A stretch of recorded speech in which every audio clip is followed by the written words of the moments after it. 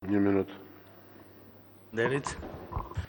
Inspektoriati i lartë i deklarimit të kontrollit të pasurive është një institucion i rëndësishëm dhe ne ju përgjigjem atij sa e përgjigjem të dhëna për pasurinë dhe për gjë.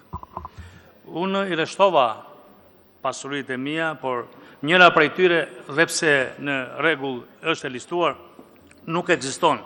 Kështu që jo vetëm mua, por shteti ka ende pasuri nga të qytetarëve, nga të shtetasve që ua ka marrë në mënyrë të paligjshme gjaturës, por edhe në momente të mëvonshme në mënyrë të paligjshme. Kështu dhe mua, para 50 vjetësh, kur unë isha i vogël, shteti më mori rinin, fëmijërinë, më mori dhe shtëpinë. Dhe ende ka kthyer. Unë ju drejtova kryeparlamentarit, i cili tha se do ndihmonte për DNI dhe kryeministrit. Takova dhe drejtuese pushtetit lokal të kryeqytetit të Tiranës, ku unë jam si deputet, për ta mbyllur këtë gjë sipas të drejtës që më takon. Qoftë pas 50 vjetësh, dhe pse shteti nuk më kthen dot fëmijërinë, as ëndrat, po të paktën të më kthej shtëpinë.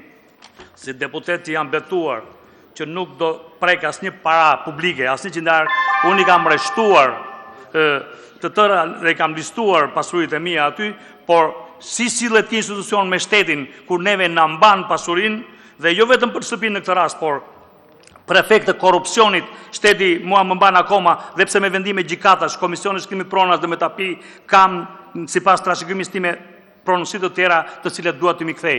Dhe kur shteti vepron me ne kështu, mendoni si vepron me qytetarët e thjeshtë. Këtu mbyllet debati për raportin.